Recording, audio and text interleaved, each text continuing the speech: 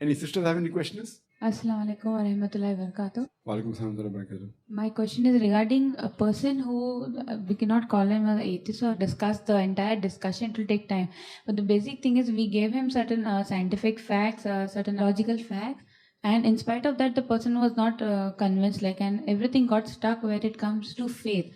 So can't we really explain this concept of faith, or is it not possible for us to convince a non-Muslim regarding faith? Because there are many things for which even science does not have answers.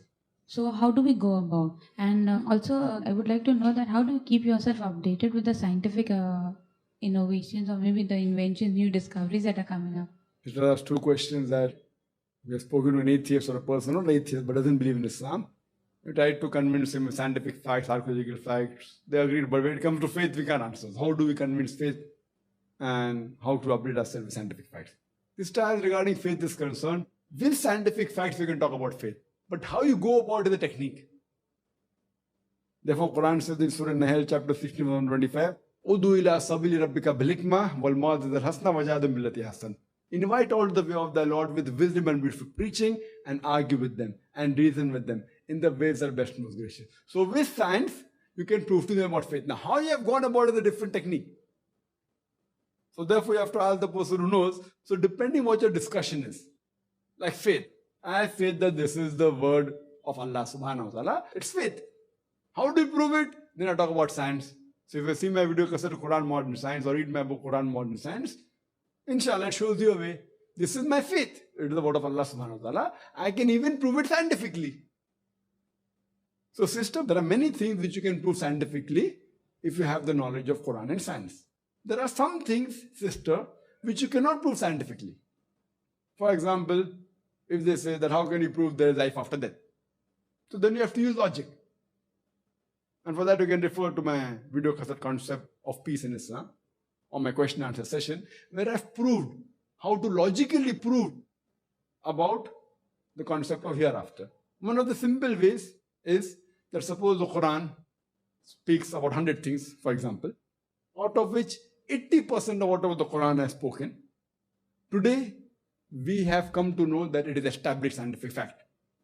The other 20% about science what the Quran speaks, it is ambiguous, neither right, neither wrong. So my logic says when 80% is 100% correct and the remaining 20% neither right, neither wrong, ambiguous, so my logic says that inshallah, even this 20% will be right. It's not a blind belief, it's a logical belief of the 20% which is ambiguous.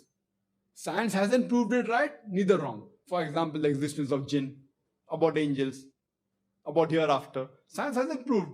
Neither has science proved that it is wrong. So my logic says that inshallah even this will be right. So this is one way of proving. And the other way of proving is going to logical aspect, which if you see my video cassette, sister. So depends what faith you're talking about. Are you talking about faith in Quran? Are you talking faith in Allah? How to prove about Allah? If you see my video cassette, is the Quran God's word? So faith and different things. Faith in Allah, faith in the messengers, faith in the angels, faith in the hereafter. So sister, depending upon each faith, maybe the style how you convince differs. So if you see my video cassette, alhamdulillah, most of the major points of faith have been covered in my very different cassette, sister. And regarding the second question, that how can you update yourself with scientific knowledge, etc. Sister, you have to read the scientific journals and the books. So if you read the scientific books, there are several scientific books coming out every month, weekly, daily there are books coming out on science. Read that. Or if time doesn't permit to read all, then you can read those books which are being written by Muslims on compatibility. You know, there are many books which come out, if not daily, then at least once a month or once a fortnight. There are books coming out at least on some aspects of Quran and science. There are journals. For example, Saudi Arabia, there's a journal, the name is Ijaz Ilm, Saudi Arabia, which talks only about Islam and science, Quran and science, nothing else. The journalists read that journal and you get updated. There are journals in Arabic, there are journals in English. There are scientific journals, Muslim Science Journal, coming out from India, from Aligarh. I think it comes out once in 6 months, if I'm not mistaken. So there are mass, MAs come by mass. So there are journals coming out. You read these journals, you update it with knowledge, and you even come to know what is spoken. So this is a shortcut. Only reading Muslim journals. If you have more time, You can read the other journal and think for yourself what verses of the Quran match, and you can come out with new things yourself, inshallah. Hope that answers the question, sister.